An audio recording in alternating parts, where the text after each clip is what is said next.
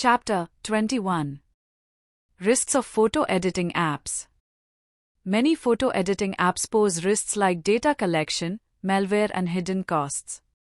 It's important to research apps thoroughly before downloading.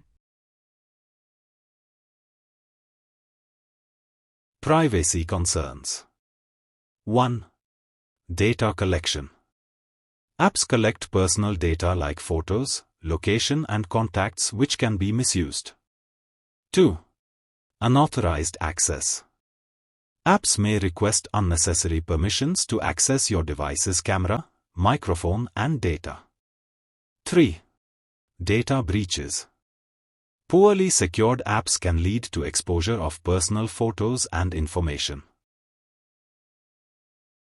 Malware and viruses. 1. Infected apps. Downloading apps from untested sources can install malware or viruses. 2. Adware. Some apps include adware that bombards you with intrusive ads. Hidden costs. 1. In-app purchases. Free apps charge for advanced features, leading to unexpected costs. 2. Subscription traps. Apps may enroll you in subscriptions without clear consent. Fake or unreliable apps. 1. Poor quality. Some apps don't function as advertised. 2. Scams. Fake apps can steal personal information or money. Ethical and legal issues. 1. Misrepresentation. Editing photos can create false impressions. 2. Copyright violations. Using copyrighted images without licenses can lead to legal issues. Choosing safe apps. 1. Research. Check developer reputation and user reviews. 2. Permissions.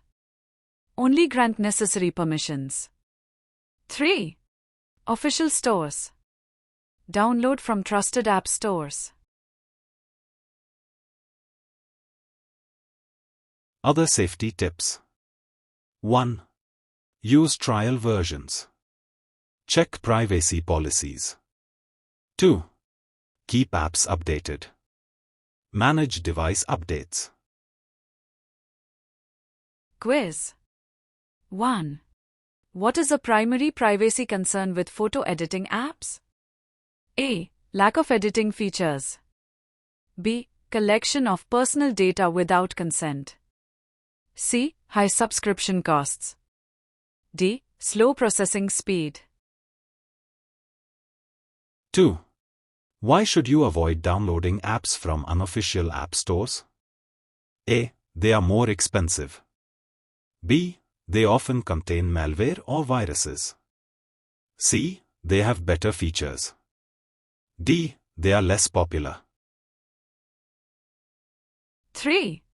What should you check before granting permissions to a photo editing app? A. The app's color scheme. B. The developer's contact information. C. If the permissions requested are necessary for the app's functionality. D. The number of downloads. 4. How can in-app purchases be a risk?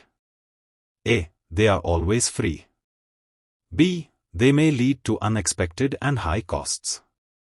C. They improve app performance.